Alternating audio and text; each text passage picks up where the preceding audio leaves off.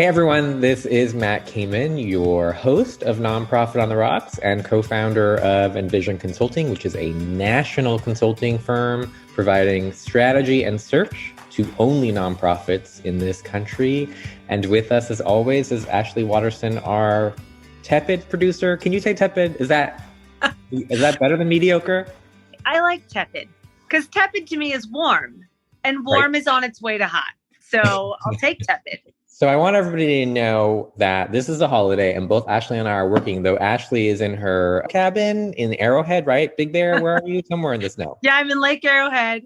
I am on the floor in the furthest corner of this cabin because my son and my parents and my husband are running around. And so if anyone hears any like giant thuds and then me saying, I got to go, you'll know that there was like a massive accident in the house. Well, this is why I'm so impressed with you, Ashley, is because you are on vacation. You are sitting, I wish people could see it, crouched in the corner of the room with your cell phone above your face. If that's not tepid dedication, I don't know what is. Tepid dedication, and also the way you're describing me holding the phone is very much to give the best angle of my face. So you're not looking into my nostrils or at like fat folds around my chin. I have to tell you, so, I've grown back this facial hair and I don't think I like it. I'm really at a loss. I don't know what to do. You don't like the Hagrid look that you're sporting right now? I just don't know what to do. Should I shave? Should I not shave? I feel like this would be like an Instagram question. Let's just go ahead and tell everyone the reason that we're having this call right now with me on the floor of a cabin on a holiday weekend is because you are scrambling to get everything done before you go to Europe, you bastard. Yep.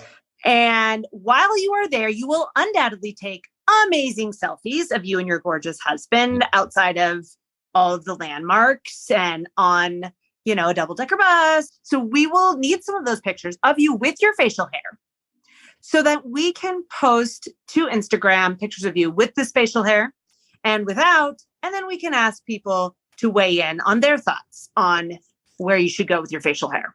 So what you're telling me is I have to keep it at least for my trip. That's what you're saying. I think so.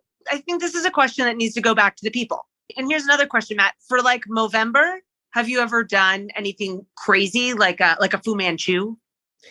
Here's what happened. I did, and I just had a mustache, and my partner in New York, Suzanne, sent me basically a video recording of her laughing. And that was it. So, and was that the end of that? Then you just shaved it at that point? Or was that validation to keep it going? Ever since Suzanne Elliott, who lives in New Jersey and works in New York, who is a partner of Envision Consulting, sent me a video recording of her laughing at my mustache. It is now gone. I can never grow a mustache. Thank you very much, Suzanne, for making me feel like shit about myself. Well, if your business partners can't make you feel like shit about yourself, who can? Suzanne's like the only person who listens to this podcast anymore, and she does it when she's running. So as she's running right now, I really hope that you tripped. Touche. Yes, touche. I don't want to make you sit on the floor much longer. I feel like it's okay for us to get to the point, talk about the show, and let you go back to the snow. Let's talk about this episode with Lori Laqua, who is the managing director of the SMUIN Contemporary Ballet Company in San Francisco. So I was excited about two things. I was excited that this was another podcast in San Francisco. I was really proud of us for going back up Northern California. And the other reason why I was excited is because you and I actually have something in common, and that is that we can talk shit about ballet. This is a great way for us to introduce a show with the managing director of a ballet company by just talking shit about ballet. Matt and I really thought that made a lot of sense. So my relationship with ballet is that my mom and my sister were super into it, and I could not have been less interested in it. But I went to a lot of ballet, and I really have a great appreciation for ballet now. But yeah, as a kid, it was kind of brutal. Can I share something with you that is completely inappropriate? So my mom used to take me to the Joffrey Ballet as a kid, and we would always go to the Nutcracker. And as a gay kid, and I feel like I talked about this with Lori, the packages on the male ballerinos were very exciting to me. And every time that I would think of the Nutcracker, that's what I thought about. We just lost every listener left, including my mother. And she loves ballet. So look, if it's any consolation, my mom made me gay, and she made me gay watching ballet every single time the Joffrey Ballet was at the Music Center. And there you go. There you go. He made you gay, whereas my mom tried her best to make me into a like super feminine ballet loving girl and just failed miserably. I'm not sure if they got what they wanted in these scenarios or not, but it's interesting because you said your mom was on the board of the Joffrey Ballet and my mom was on the board of the School of American Ballet. So Matt, there was really no escaping this for us. But I will say actually that it was always meant to be for you and me to be together, and for all of our audience listeners to just be so annoyed or laugh their ass off. I don't know which one, at the two of us. And I thank both of our mothers for dragging us to the ballet and for teaching us all we know so that I could do a good interview for Lori. Awesome.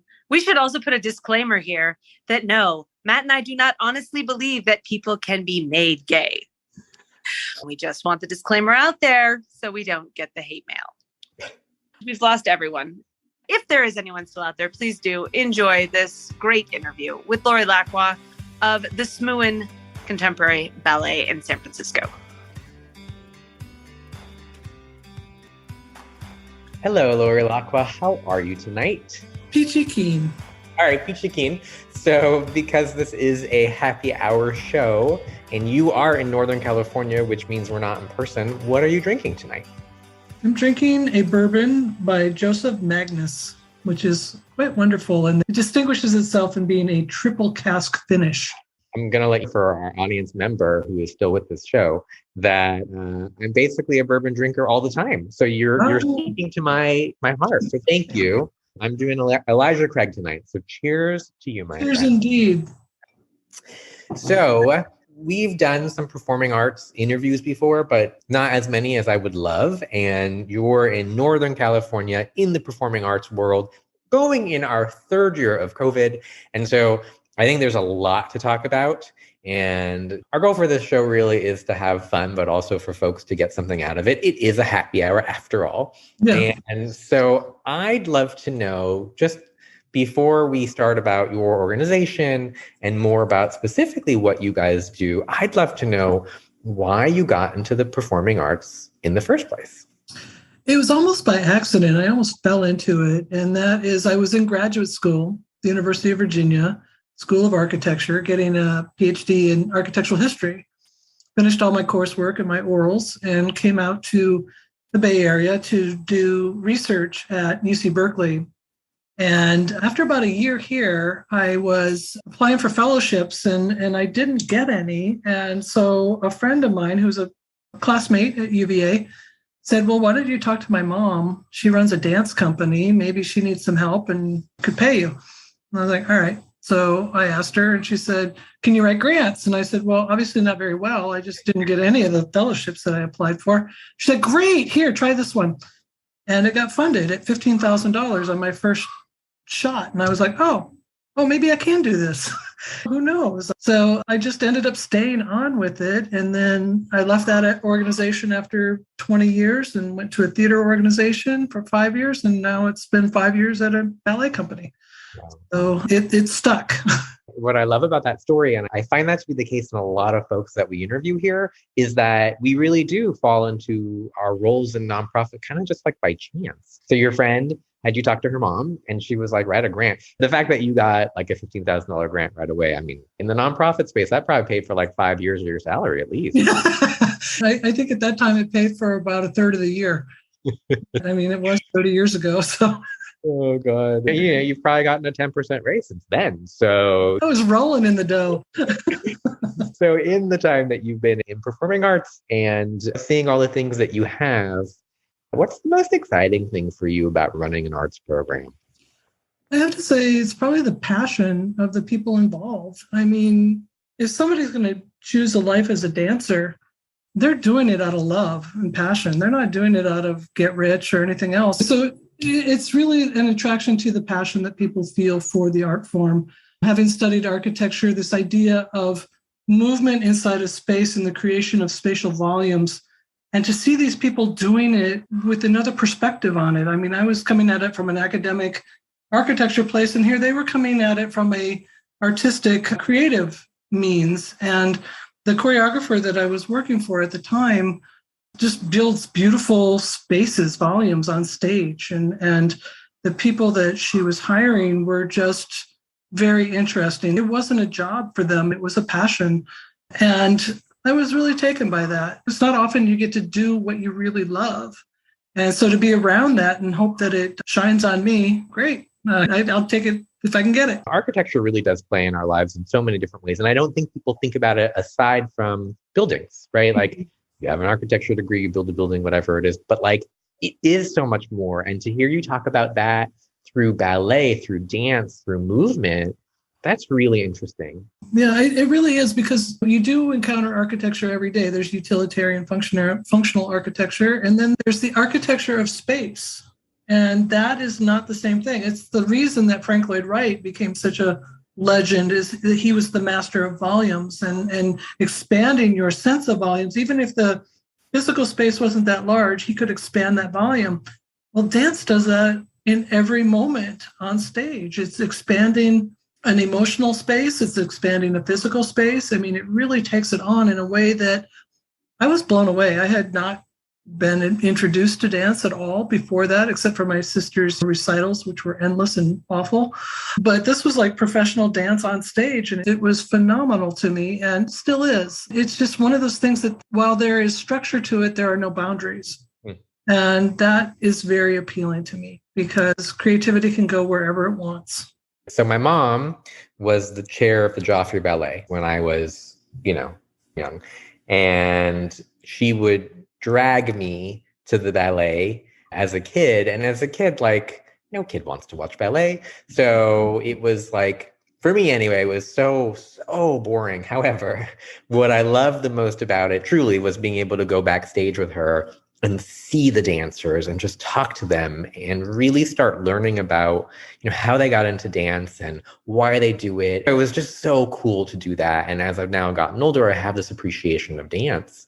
So I could back up for 1 second because I am a terrible podcast interviewer, but you are the managing director of an actual ballet company. I'm curious, if I had a kid, which my husband would kill me, and I wanted to bring my kid to see dance, to see ballet, when I know what I was like as a kid, how would you get me excited about it? Like, how do parents get their kids excited to see ballet, to see dance, to get into that world? Well, I think it's a matter of that first step, breaking the boundary to get in there and to be able to find a way to get rid of the preconceptions, which I had to. Ballet is tippy toes and tutus. Who wants that? And you have to be 5'2" and weigh 110 pounds or 105 pounds if you're a woman. So it's like that was gone for me in fourth grade. There was no way I could do that. So it's just like that's not the way to do it. I think the real thing is to always couch it in movement and where movement takes you. All of the reality shows that came out that were like You Think You Can Dance and the various competitions and things like that, that can get a kid excited. But then when they watch concert dance, it's a whole different thing. And it takes a sort of deeper engagement with it. And I've often thought of it as like reading a book and whatever genre a person likes, but being drawn in and then taken on a journey and then completing that journey. But this one happens to be through movement, music, lights, and the whole bit. It's sort of a whole book put together in 3D.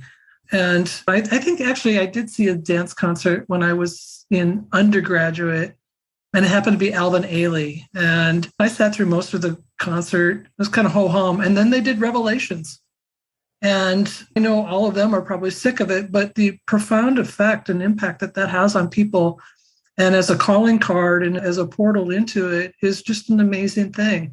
So I would tell you to take your kid to something contemporary for sure, so they don't see the Sleeping Beauty for 6 hours or something like that, but like get into it and really finding and defining movements that are things that they can do.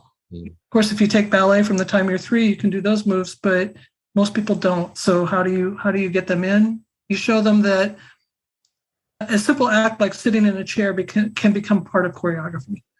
It's I have to tell you, it is so lovely to hear you describe it and your passion. Because as I'm sitting here, obviously I'm listening to you, but I'm seeing what you're talking about. It's clear why you have the job that you do.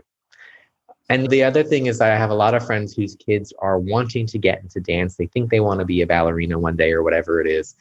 How hard is it? Once you like, if your kid comes to you at 5 and like, I really want to do this, how hard is it to actually be successful at this and get a job and make money? It's extraordinarily hard because there are so few places where a person, especially in ballet, with contemporary and modern dance, there are more options available, I think, at different levels.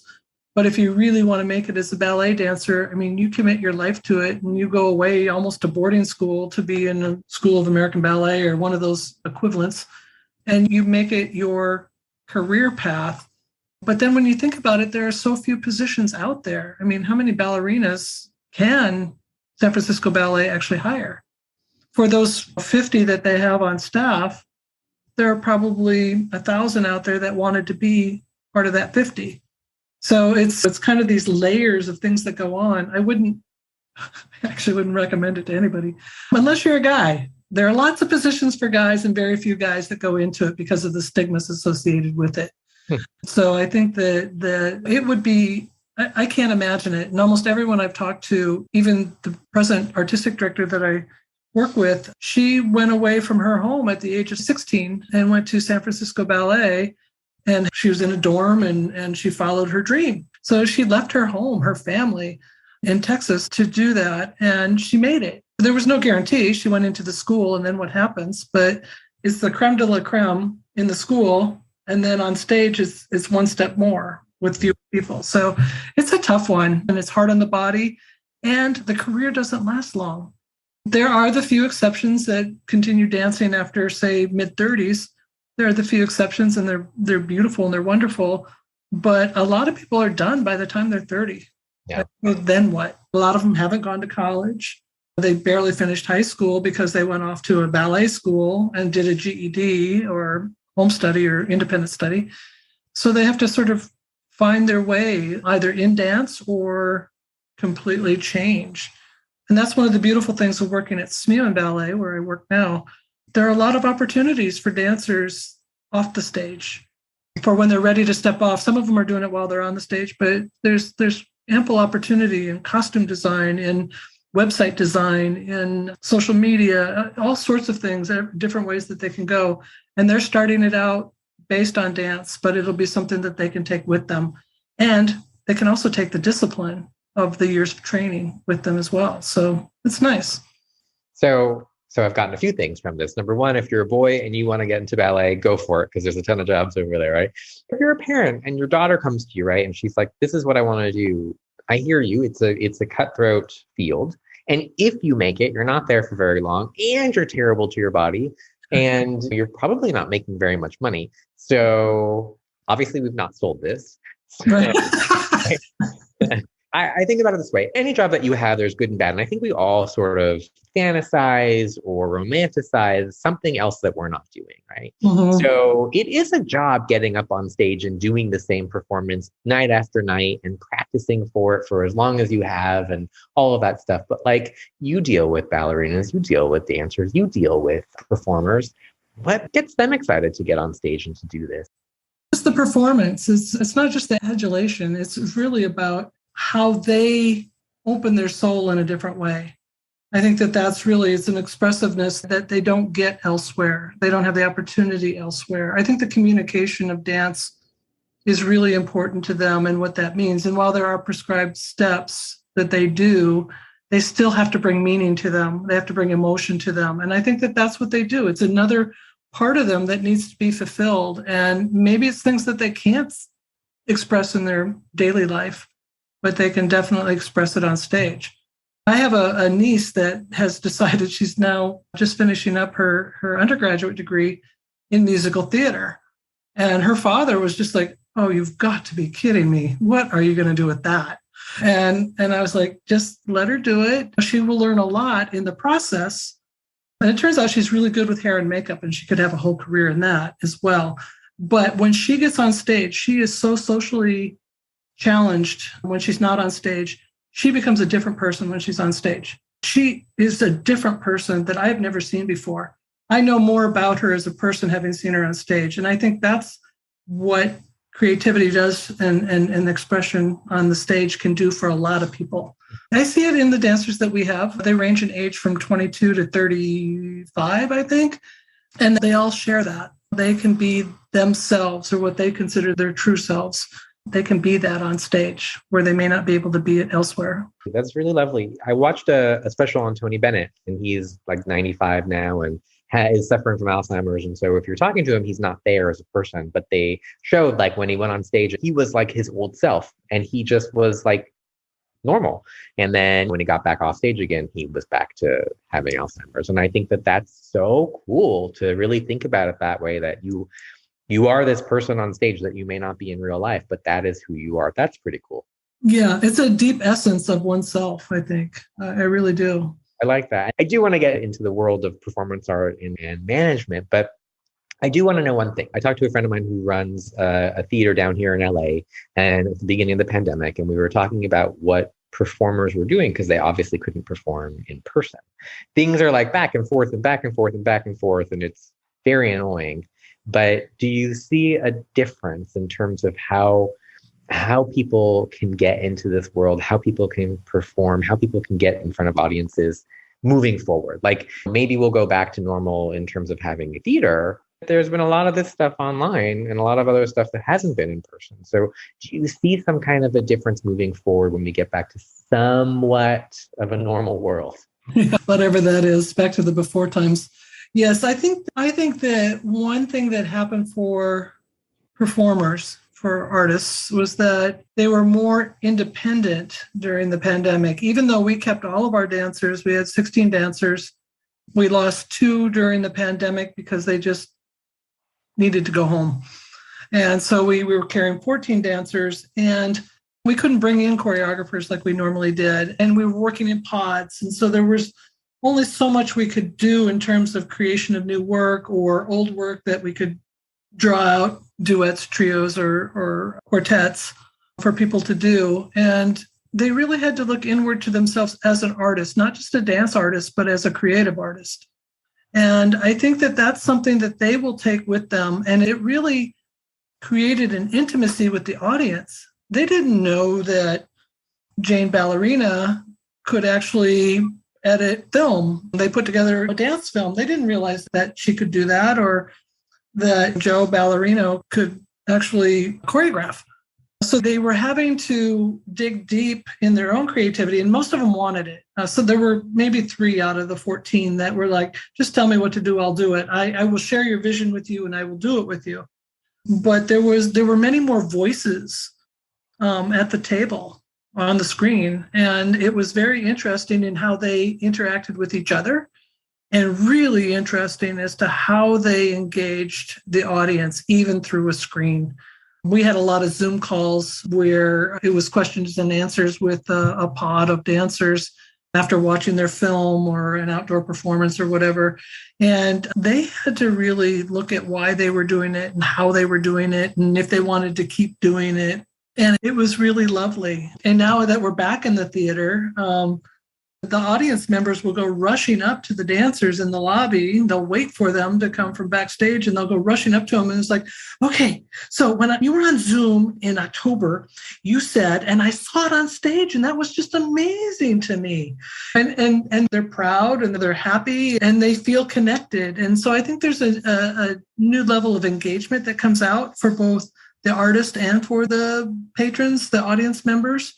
And I think the distribution is unlimited. So I found that it was mostly the hardcore that knew us. But there was at one point, we were doing a Christmas ballet performance online, recorded, obviously. And I think we had 2 people from Germany, somebody from France, somebody from China. Well, we have a dancer from China, so his family was on. But we had this sort of international audience going on, and some people that had just stumbled upon it. And it was really lovely. I mean, you're not going to convert 1,000 people to it, but we did convert 12 people to it, which is 12 more than we had before. So it was very fun to watch how that worked and how it's now playing out in situ, because we tend to perform in the greater Bay Area. And it's not just a matter of going from one venue to the next. This was like all of a sudden they came to us for the venue and really engaged in it. I think that there's a new way of viewing things. I don't think that video does justice to dance a lot of times. You don't get the full three-dimensionality. And I think that's what people are rediscovering as they get back in, something they may have taken for granted or not noticed, didn't have the perspective on it. Now they get back into the theater and they're watching it and they're like, oh my goodness, look at that. There's so much more there. And we just finished our first week of performances of our spring season on Sunday. And that was a lot of what I was hearing in the audience. And the dancers are loving it. They yearn for more, but they're also happy to be back being told what to do. As we bring in outside choreographers, professional choreographers that are coming in and putting work on them, they're also happy to do that. But they will always put their creative face forward. The pandemic has sucked in so many ways, obviously. But I think the positive that's come out of this is this, right? You and I are not in the same city. We're on Zoom, but we're able to do this. Right. And I've been able to see performances and meet people all around the world through Zoom or online or whatever it is. And so I think that, your performances, all performers have this opportunity to bring in a brand new audience all over the world, of course, where you have young kids in Brazil or in China or in France who can still watch what you're doing. But you're right. There is obviously something about being in person. I think we missed that. I think hopefully we will not forget that we didn't have that. Yeah. There is definitely something lovely about being able to reach an audience not necessarily in Northern California. And Yes. I hope that's something that we continue to do. Well, the other thing in conjunction with that is that we've had so many audience members, and I know I experienced it the first in-person concert that we did. It wasn't on stage, it was outside, but it became very emotional. And just talking to people as they are slowly allowing themselves back into the theater, they're having a similar response. And I think all of that is part of being back part of a community and enjoying something as a community. But it's also that idea of like, it's touching me in the same way that's probably touching the artist. The reason that their passion is there, there's something deep in there that may or may not be able to be expressed, but it can be felt. And as they're watching it, they're engrossed and they're engaged and they're going with it. And it has brought, shall we say, grown men to tears as they get back into it. And they're just like, oh my goodness, this is so great. And that basically, that's where the administrative staff will high five in the lobby going, we did it. That's why we're here. That's why we did it. We are moving people and we are engaging people. And what more could you need? We all share that experience, and shared experiences are important. Yeah. Again, we're going to come out of this at some point, and I really do hope that people remember and don't take for granted anymore what we will have again. And that's so vital, especially for programs and service like what you do. It is in person, and I hope that we remember that. So I want to pivot, if we can, to the admin piece, because I think for sure there are people who listen to this who, are performers or want to be performers or all of that. And I appreciate that advice that you're giving. There are also people who want to get into management, and you are in charge. So, okay, first let's stick with COVID for a minute. I'd love to know, as we come out of COVID, how it will change, has changed, and will continue to change your leadership, your direction, your strategy of running a ballet company. It is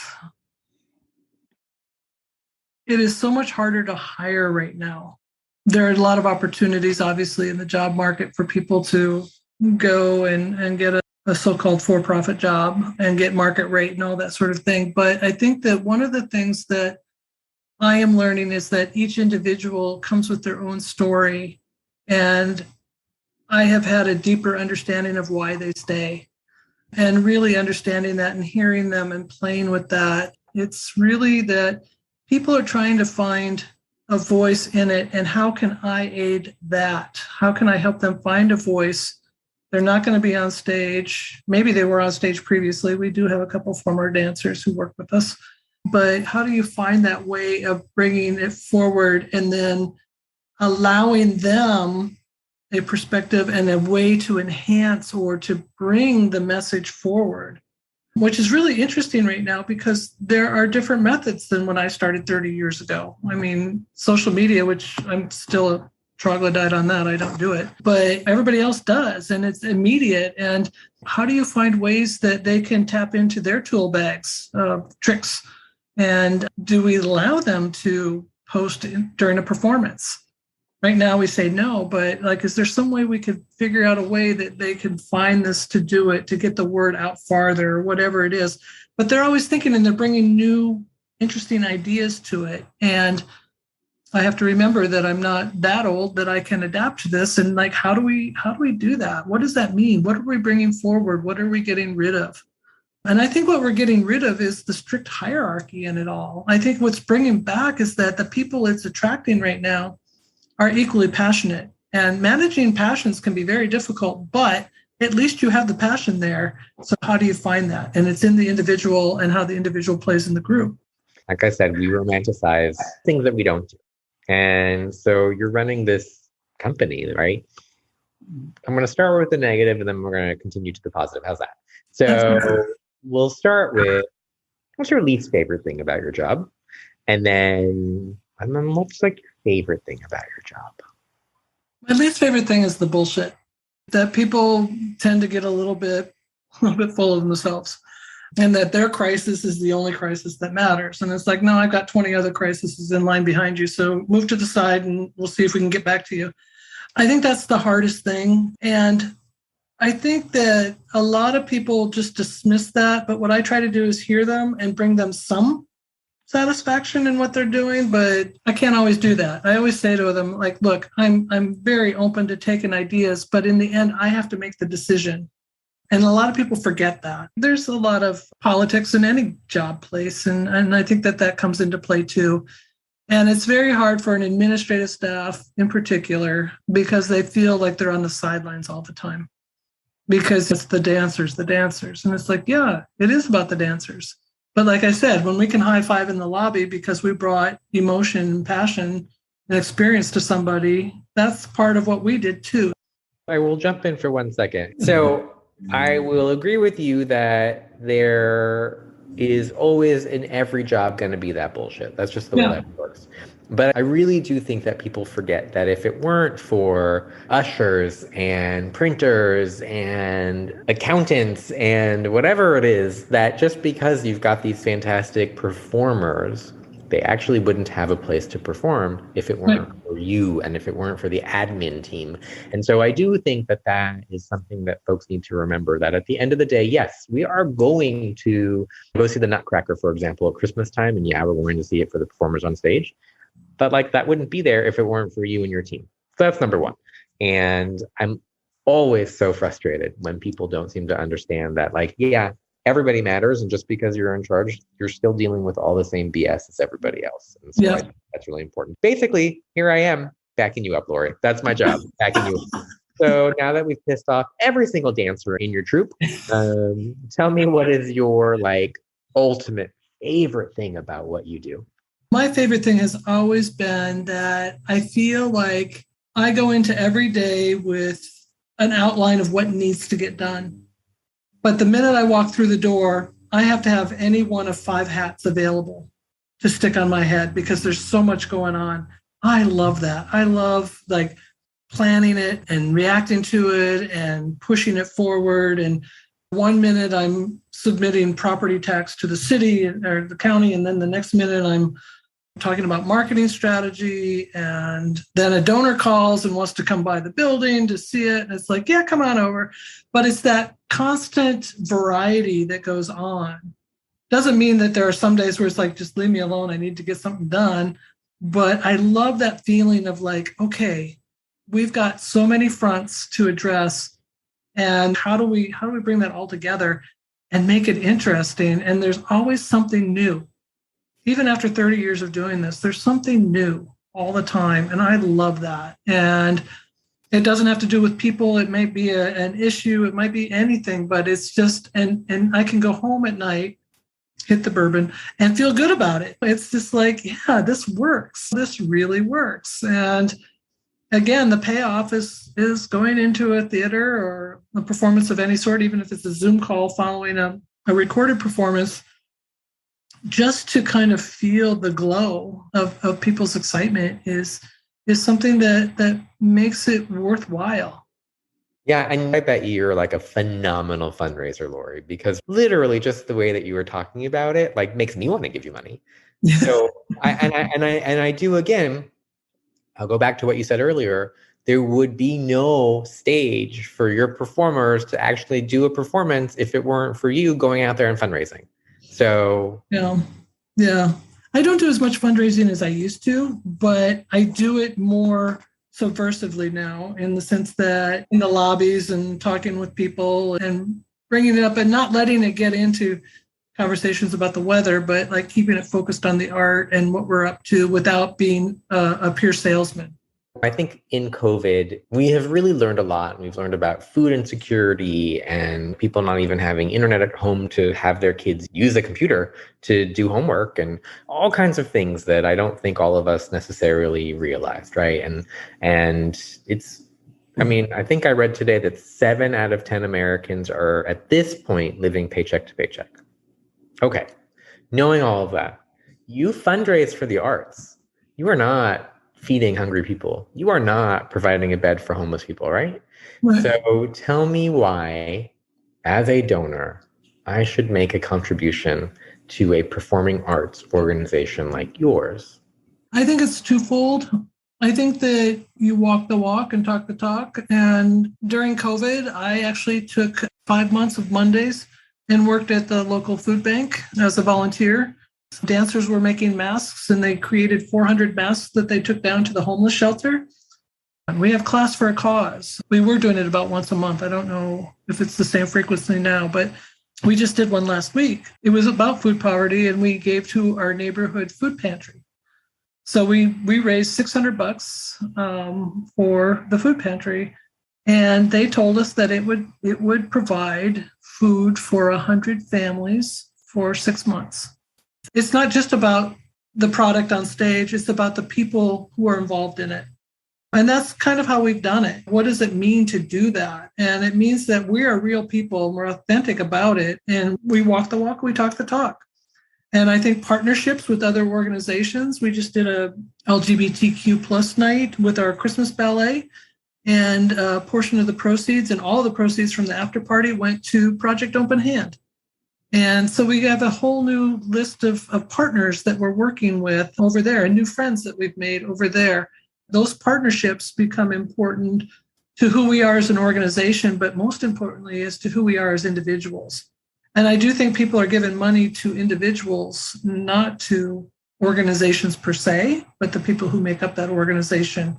And we have a good bunch right now, and our fundraising has not suffered during COVID.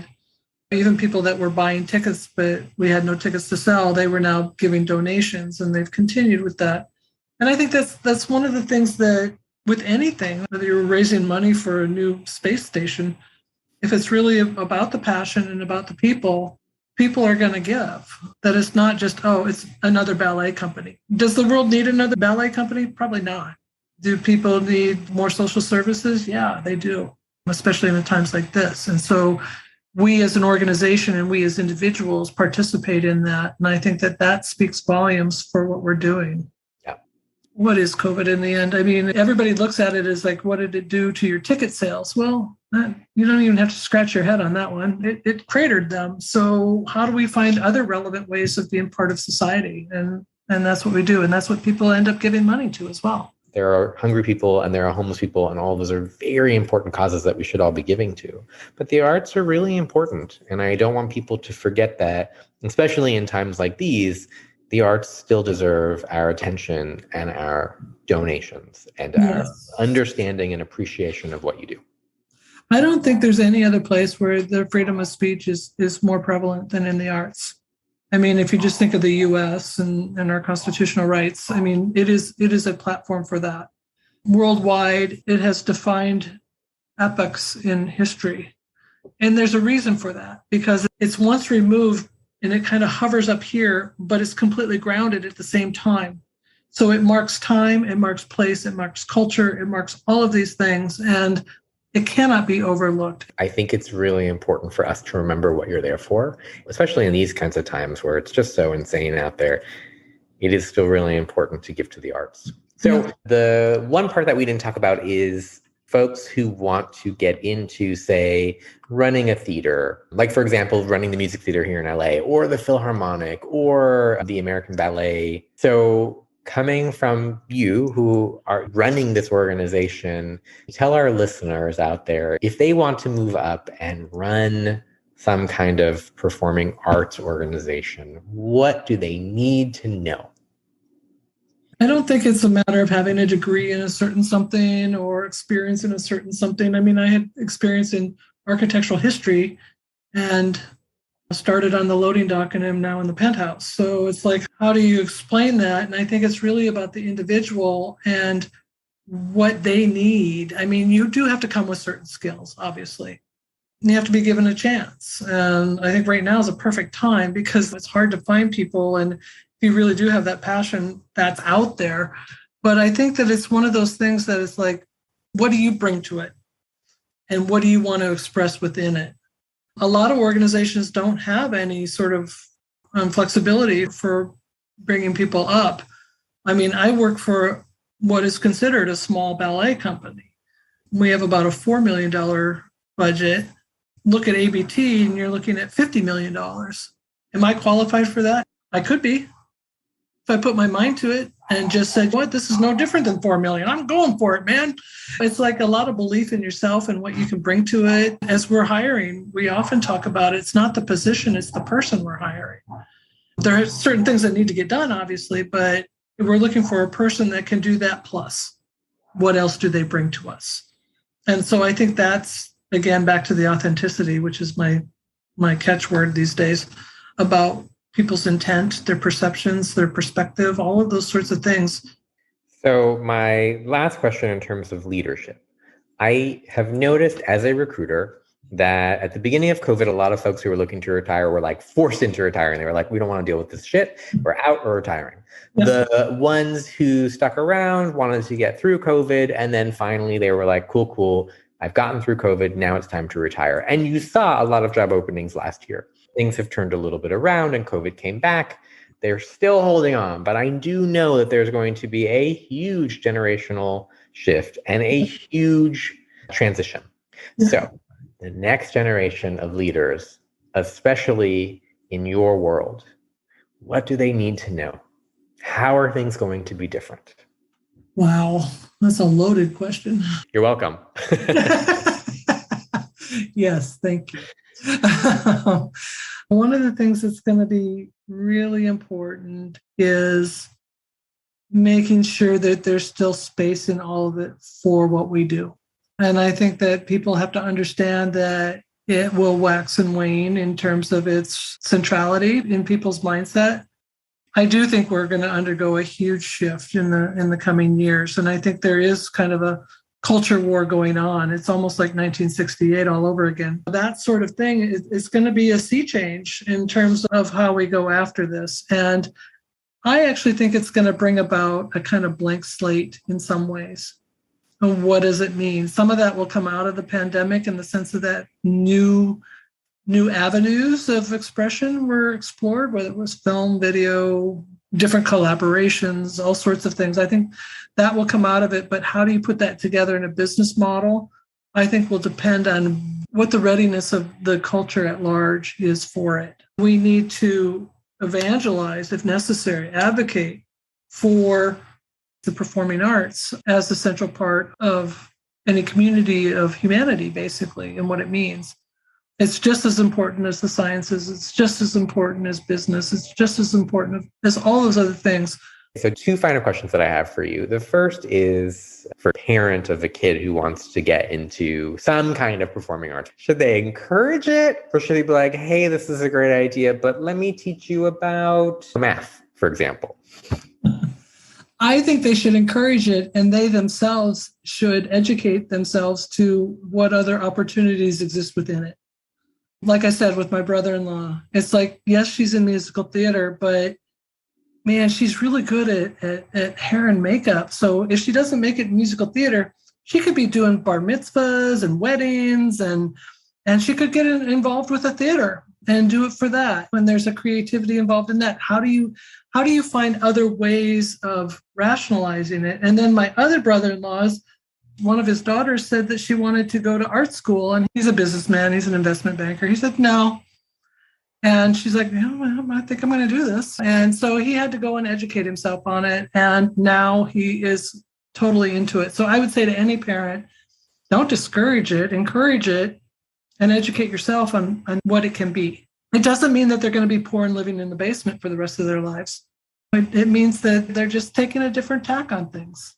Okay, like to be clear, as a parent, you want to teach your kid and give your kid all of the self-esteem that they're going to make it in the world. But it's also really great to say or to know, like, hey, okay, you want to be a ballerina, cool. But like 4 people are ballerinas in the world. So very well. And no matter what, the Russians are going to beat you. So if that's the case, let's talk about like plan B or plan C. And I think that's really, really good advice.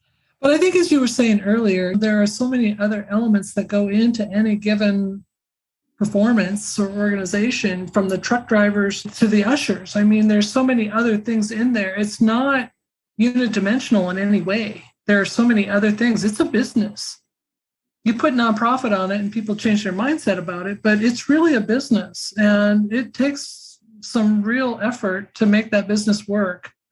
And I never danced a step in my life, but I found a way to make my way inside of dance and performing arts. And I think that that's something that anybody can find what they need inside of it. It's just a matter of how badly they want to do it and how much, in this case, the parents want to support it going forward. And I do think that's really interesting that you say that, because again, it just reminds people that you may go into the world thinking you're going to be doing X, but at the end of the day, you end up being Y. And I got to tell you, Lori, there are a lot of expressions in nonprofit I hate. I think I hate lean in probably the most, but at the end of the day, you do have to lean in to your strengths and also to kind of just what life throws at you. God, I hate that expression. So my second question to you is, you're on the show and I really appreciate you talking about all of this, but you are still running a ballet company. Yeah. So would you very quickly tell us about your company, and if somebody is so inclined to make a donation, why they should give to your organization? Well, I work for SMUIN Contemporary Ballet.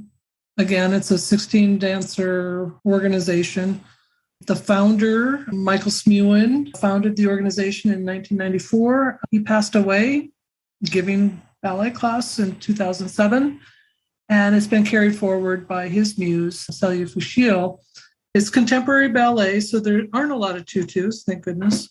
Not a lot of tippy-toe. We do have point shoes, but there's not a lot of tippy-toe involved in it. But also, Michael was the preeminent entertainer. He was really into dance as a genre. So it covers tap and jazz and ballet, obviously, and it really covers the spectrum. And it allows access points to people for that. And I think one of the things that makes us compelling is that we really are about the creativity and the engagement with the art form. And we speak to almost 100,000 people a year. We reach that many people with our performances. So I think that there's something there about expression and individual fulfillment of audience members, of artists, of everybody else that really comes forward. And that's kind of where we drive our stake into the ground. So that's what we can offer people. So where can we find you online? What's your website? It's SMUINballet.org, and SMUIN is SMUIN ballet.org. I really, really, really appreciate everything, how you describe dance, how you described how you got into this world, and as a parent, how you should respond to your kid wanting to become a ballerina. And actually, on that note, I'm going to tell you one thing. As a young gay boy who wasn't out yet, I really enjoyed the tights that all the male wore. I enjoy them for other reasons. The package is nice. I gotta be honest, I love it. I think it's totally like, yeah, again, as a young gay kid, I was like, wow, that's amazing. I should come here more often. But yeah, anyway. So, Lori, I really appreciate you being on the show with me. Thank you very much. And I hope that one of these days I can actually come to Northern California and we could have a drink in person. Absolutely. And thank you. I appreciate you having me on. And I really love talking with you and appreciate your insights on things. And I'll get you later for the hard questions. Thank you, Lori.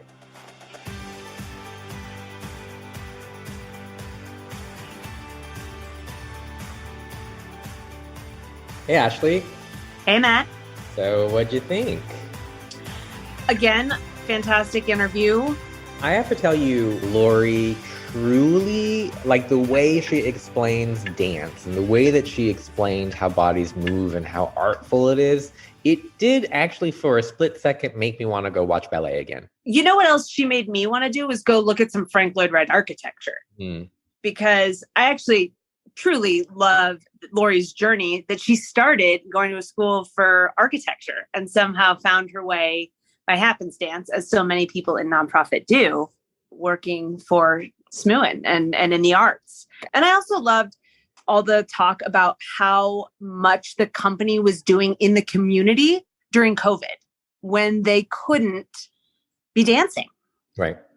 Right. I really enjoyed this interview. The other reason why I liked it so much is because it reminded me yet again of how lucky we are, to be able to enjoy things, because it could be taken away with COVID. It could be taken away in a heartbeat. So to be able to go to see a performance, to go to see a show, to be with friends and people out there, that's what this interview also showed me and reminded me. So yes, the answer is that Lori made me appreciate dance as my mom tried to teach me as a kid.